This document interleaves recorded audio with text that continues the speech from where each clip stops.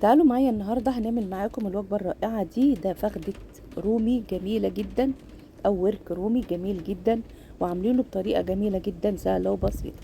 وهنعمل رز جنبيه من الرز المصري بتاعنا العادي. جبت قدر حطيته على النار، حطيت فيه بصل وحبهان ومستكة وورق لورا، وكمان سبته لما يغلي. وبعد ما غلى مسكت الورك كتفته لاني لقيته كبير، كتفته عشان يخش جوه القدر. هسيبه كده بقى، هغطيه بعد ما يغلي ساعة ونص هيطلع عندي جميل جدا. بصوا بعد ساعة ونص جميل جدا مستوي ورهيب. يلا بينا بقى. جبت الورك حطيته في صينية، حطيت تحتيه معلقتين زيت زيتون، جبت عندي معلقة زيت زيتون، وجبت عندي معلقة ملح بهارات، وجبت عندي صلصة. هاخد معلقتين صلصة على الملح واحط عليهم الزيت زيتون، وهنقلبهم تقليب كويس عشان يندمجوا مع بعض، يندمجوا مع بعض اندماج كويس كده ويتجانسوا انسجام رهيب.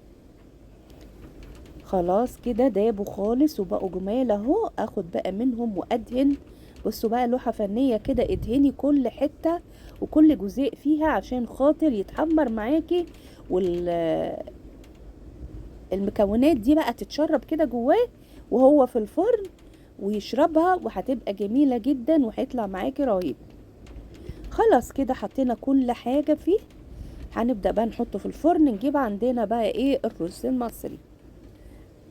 جبت الرز المصري كمية اللي انت عايزة تعمليها، جبت عليهم مع مكعب زبدة حوالي معلقتين ومعلقة زيت زيتون.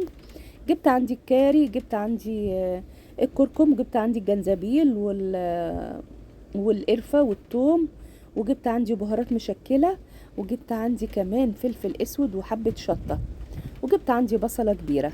جبت قدر حطيته على النار وهحط فيه زيت الزيتون مع الزبدة وهسيبهم يسيحوا، وبعدين احط عليهم بقى كمية البصل بتاعتي.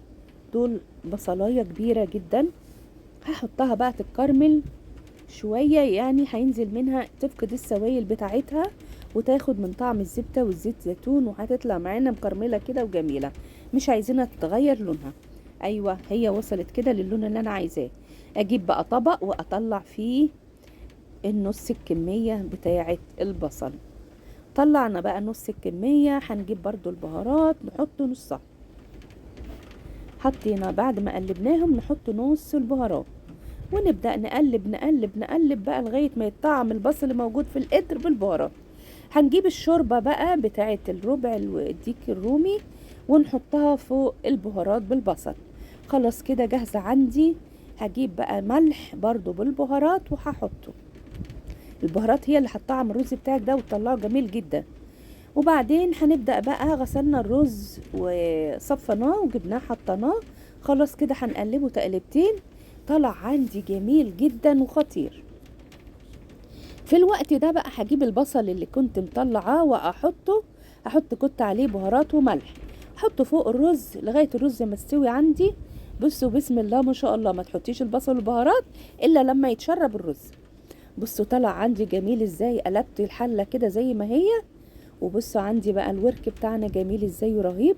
وجبة جميلة جدا ومتينة وتشرفك في العزومات، جميلة ورهيبة.